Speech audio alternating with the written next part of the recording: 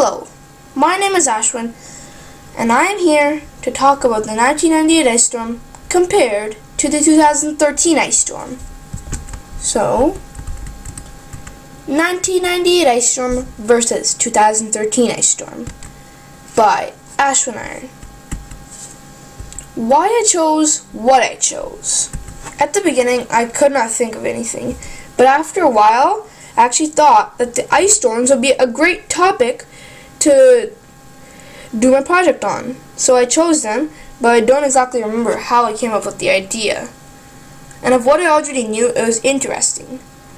Also, it's pretty easy to find info on.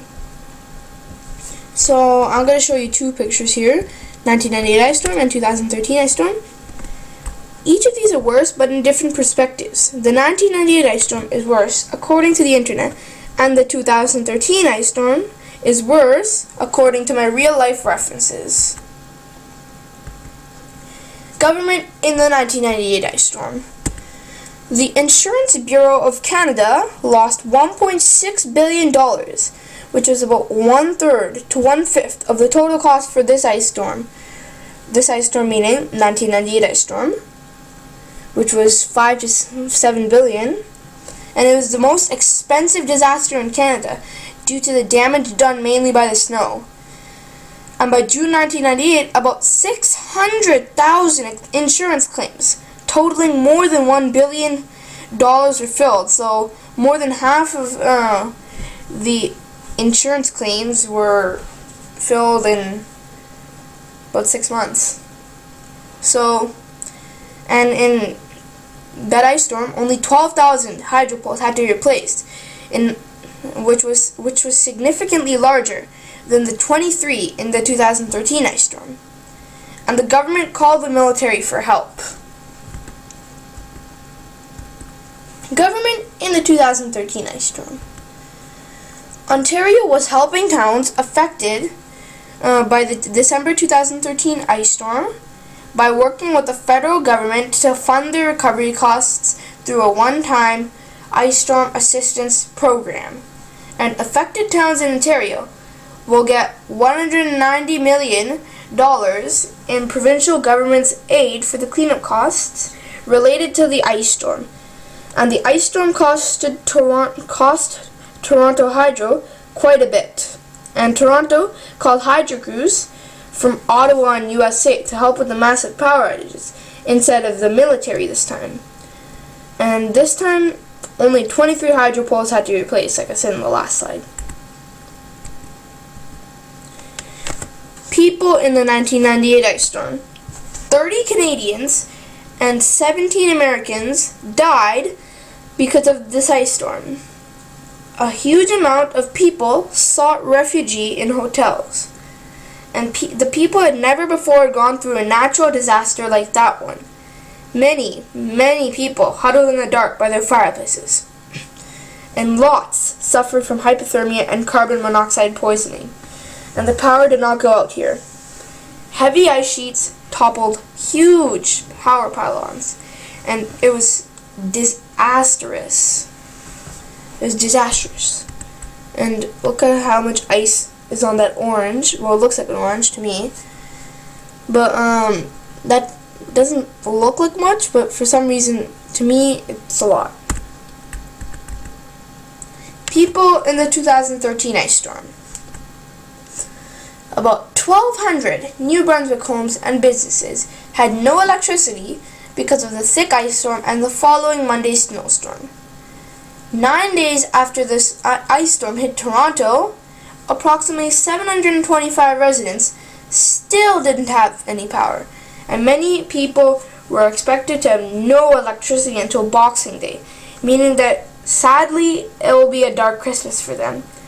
And both ice storms had an icy aftermath, and the following Monday snowstorm was this aftermath. And it doesn't say many people died here, and the reason I think that is because of all the advanced technology. Like, we have technology maybe that could prevent or lessen the amount of casualties. So moving on. My point of view, although it isn't much one. I was not alive at the time of the 1998 ice storm, so I don't know how it felt, and I think it was pretty harsh. And the 2013 ice storm was no comparison in harshness. Luckily, I was in Florida, so I never actually got to experience it. And I asked others, and they said it was very cold without power. Here's some fun facts.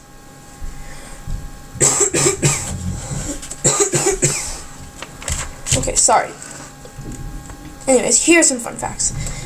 You already know the first one, it was the most expensive disaster, the 1998 ice storm. Anyways, the second one. In the 1998 ice storm, there are 2 inches of ice on a thin twig. Imagine how much on a tree. That doesn't seem like much, but it actually is. And ice storms which are also known as glaze storms, are common in valleys. And ice storms also have the weird effect of entombing everything in the landscape with the glaze of ice so heavy that it can split trees in half and turn roads and pavements into very dangerous sheets of smooth, thick ice. And also, ice can increase the weight of branches by 30 times the amount. So let's say there's this tree, which there's the trunk, which is 5 kilograms. Let's say the trunk is a branch, so it's 5 kilograms, and then it has 5 other branches which are each 1 kilogram. So that'd be 30. 1 times 30 is 30. So that'd be 30 times 5, because there are 5 of those. There are basically 5 of those branches. So 30 times 5 is 150, and then same for 30 times 5 for the 5 kilograms of the trunk, since there's only 1 trunk.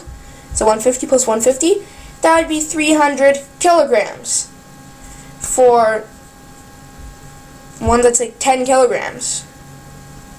A tree that's 10 kilograms. So anyways, ice storms, this is kind of obvious, but ice storms are known to cause accidents, take power lines down, and cause serious damage. And the average amount of severe ice storms, not mild, severe ice storms in Illinois from November to April is 5. So basically meaning 1 ice storm for each month and 1 month without an ice storm. And also, people were skating on the roads after the 1998 ice storm was over.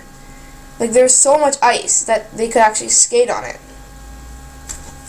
So anyways, here are the references / links that I used. It's a lot. And then here's the person I drew, sort of person. Anyways, interview number 1. So 1998 ice storm, 2013 ice storm. 1998 ice storm, it came out of nowhere, and it wasn't as bad of a winter as it was near the other ice storm. So yeah, that is how it came out of nowhere.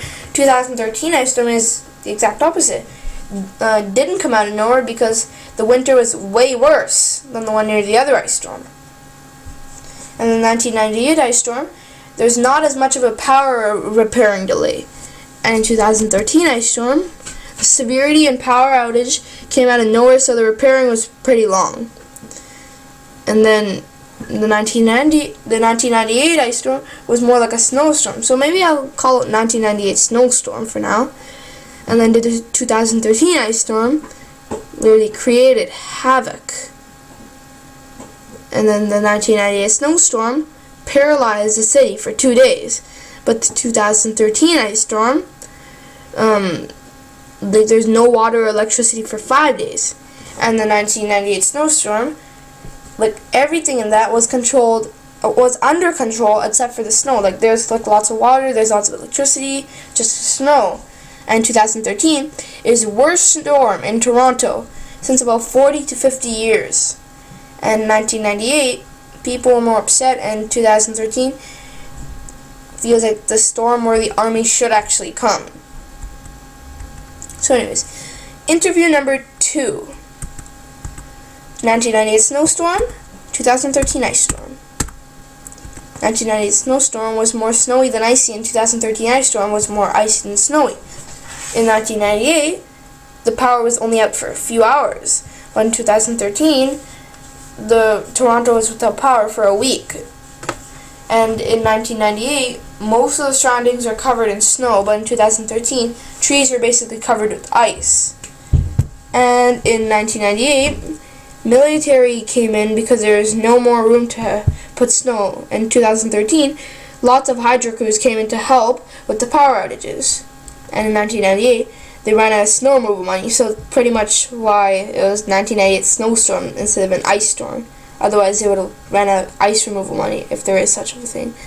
Okay, and in 2013 ice storm, lots of ice quakes happened, lots of branches fell, and it was very cold on most days. Anyways, like, neither of these are my opinion or the internet's. Like, these are just like someone else comparing the two ice storms. Anyways, more about how the military were involved in the 1998 snowstorm. The military mainly came in because the snowplows kept on having to push the snow to keep us to having to push the snow to the side to clear it off the road.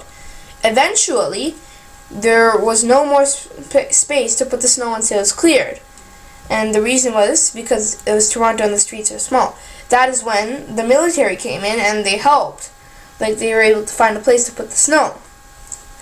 So anyways, thanks for watching and listening to me, and that was my presentation. Okay, yeah.